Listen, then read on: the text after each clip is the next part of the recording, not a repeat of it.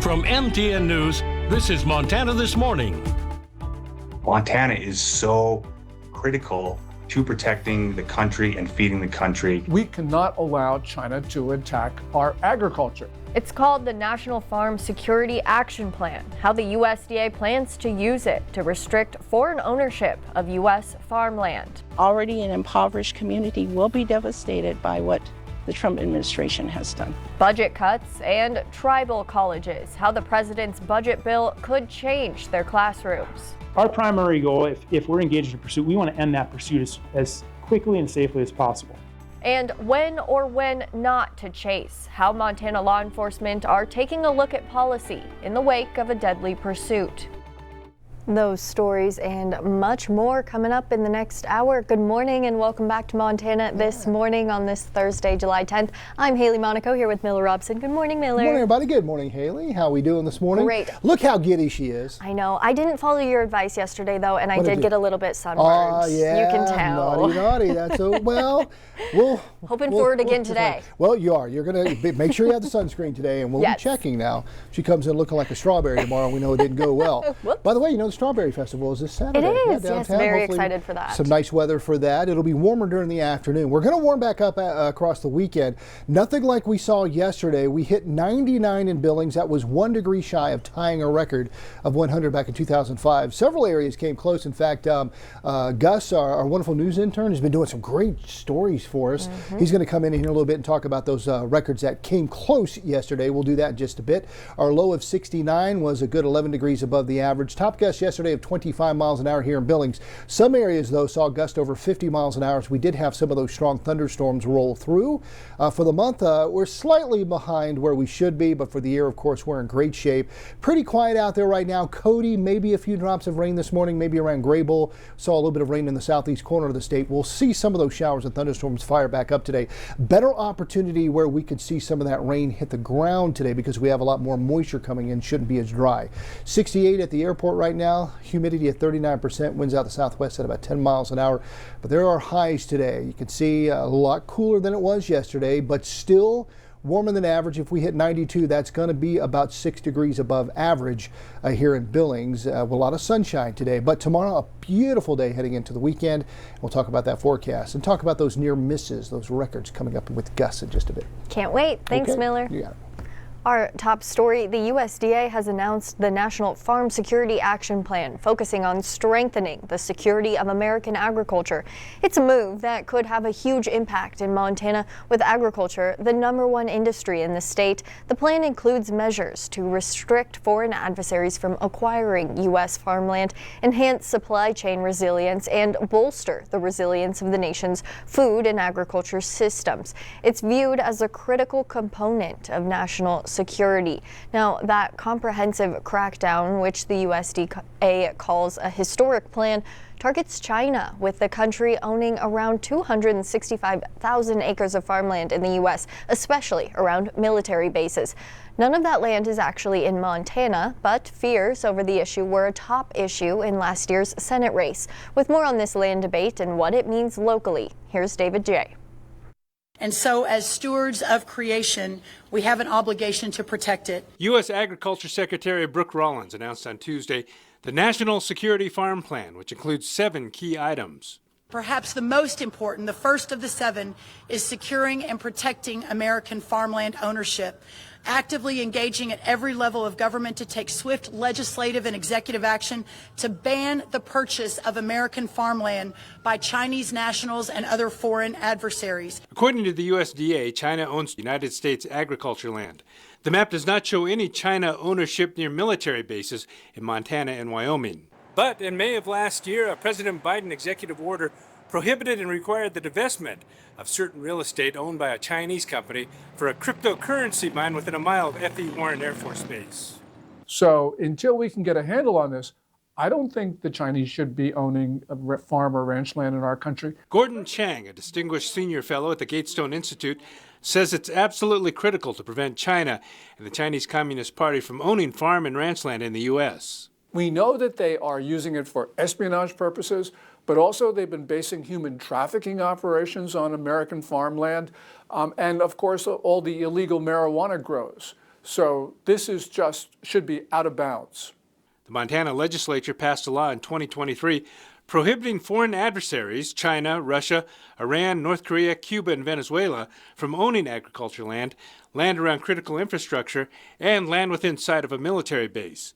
In 2025, the legislature prohibited foreign entities from buying residential property through a tax deed. Either the Chinese Communist Party or banks that are controlled by the Chinese Communist Party will go in and buy residential properties. State Senator Ken Bogner from Miles City was the main sponsor on both of those bills and says it is one of his priorities to protect Montana and U.S. land from foreign adversaries. So we got to make sure that we're doing our due diligence to making sure that, they don't find these workarounds, these loopholes. They don't have shell company on shell company to buy these. In Billings, David J., MTN News.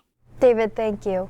The Bureau of Land Management has announced plans to offer up more than 24 oil and gas leases in Montana and North Dakota. The September 10th sale totals 26 parcels across more than 8,300 acres. Leasing is the first step to developing federal oil and gas resources. The agency completed scoping on the parcels last March and took public comment on the planned sale and related environmental analysis.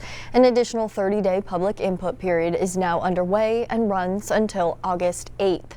President Trump's big federal budget bill is threatening funding cuts for tribal colleges. Leaders worry it could have a devastating effect on Montana, even forcing some to close their doors. This morning, our Mac Carmack dives deeper into the proposal and why it has many worried in the Treasure State. You're at Little Bighorn College. I used to teach 7-8 classes. Wow.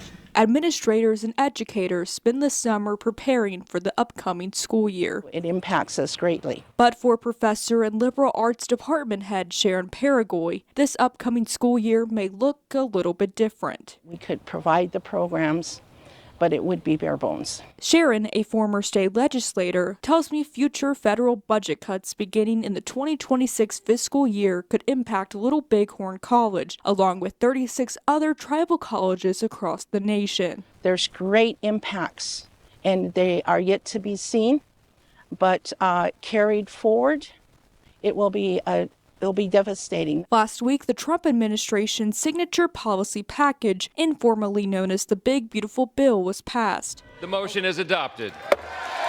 A large part of the bill aims to alter federal spending, including money spent towards the Bureau of Indian Education. According to the Department of Interior's 2026 fiscal year budget brief, funding for BIE post-secondary programs is being reduced from $182 million to $22 million.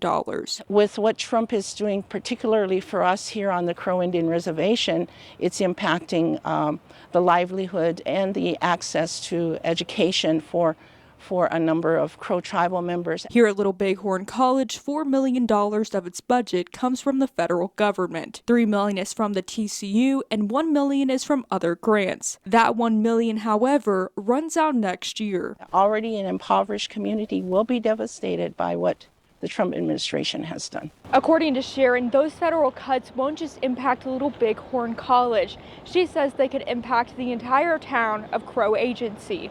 This is because students at LBHC aren't the only one using the library and health and wellness center. They're also being used by residents in Crow Agency. People losing jobs, not only here in our community, but in Billings. So Billings will also has been impacted in many different ways. The new federal fiscal year begins in October, 2 months after the school year begins. Sharon said until then, she's trying to remain optimistic. The only thing is we can be hopeful. That's all In Crow Agency, Mac Carmack, MTN News.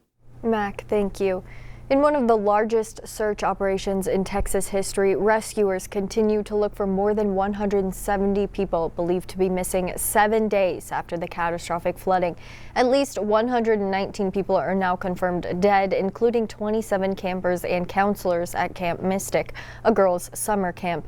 As those searches continue, the state's emergency plans are coming into question. Newly released records reportedly show Texas inspectors approved Camp Mystic's emergency planning morning, only 2 days before the floodwaters devastated the area. The camp did not evacuate when the river rose to flood levels in the early morning hours on Friday. Meanwhile, 2 RV resort park managers along the Guadalupe River told CBS that they didn't receive any official emergency evacuation warnings. Data from the National Oceanic and Atmospheric Administration shows the water crested at nearly 35 feet above normal levels. President Trump is set to visit the area this week. Now back in Montana, wildland firefighters are remaining very busy across the state this morning. Right now, there are around 60 active fires in the state, with nearly 20 of those sparking in the last 24 hours. The largest by far is the wildfire, which is burning in Fergus County. That fire is now at more than 3,450 acres. It was sparked by lightning on Wednesday of last week. Around 150 firefighters have been battling the blaze, and the good news, the fire is now 80% contained and has seen limited to no growth in the last few days. The fire is burning in steep and rugged terrain, and no structures were burned. Montana has seen 938 wildfires since the year began. New on Montana this morning, Billings police are investigating a collision between a vehicle and a cyclist. The crash prompting a section of road to be closed for many hours. That road is now back open. Details are limited now, but what officers are telling us is the crash happened last night around 9:19 p.m. in the 2000 block of Rimrock Road. Police are reporting injuries, but the extent of the injuries is not yet clear. Rimrock Road from Orchard Drive to Selvig Lane was closed for about 6 hours. We'll keep you updated throughout the morning as we learn more. In continuing coverage, the Montana Highway Patrol is diving deeper into its policies when it comes to pursuits. It comes after a chase turned into a head-on collision on Sunday afternoon, killing the suspect and leaving the trooper and a semi-truck driver injured. In that case, the MHP says the pursuit was initiated after a speeding violation. But is that typical? Our Hannah Pettiferry has the answer and finds out how policies differ around the nation. Obviously, the violator is the one that makes a decision to initiate the pursuit by not complying to our lawful order to stop. Montana Highway Patrol stops 70 to 80,000 cars per year. We have less than or right around 100 pursuits a year. And the factors whether to engage in a pursuit. Weather, location, seriousness of the violation, identity of the suspect, if it's known or unknown, the potential to identify that suspect later. All those circumstances go into whether or not we continue in that pursuit. Law enforcement oftentimes continue to pursue due to a threat to the public. We know that these people are wanted and they're homicide suspects, and they pose a threat to the public. The trooper having the discretion to do that. Our primary goal, if we're engaged in a pursuit, we want to end that pursuit as quickly and safely as possible. Being a pivotal decision. That decision to pursue is among the most critical decisions a trooper may make. And made quickly. There's lots of unknown circumstances and risk involved, so they're evaluating that situation very quick. Safety being a top priority. The end goal is the same, and that's to catch the violator quickly and safely and protection of life and property. Police pursuits have shaped the way policies are written. Agencies across the state and country will have a slightly different policy. Each state, each agency has their own policies. That's up to them. One example would be Billings PD. Lieutenant Sam Puckett says their department reviews its policies annually, and those policies can be changed or updated throughout the year. MHP doing something similar. Like any policy, we review our policies all the time for accuracy to make sure that we are doing the best according to standards and training practices and also legal standards. The end goal is the same for all agencies. We're all one big team just because it's a police agency or county sheriff's department. In Billings, Hannah Pettiferry, MTN News.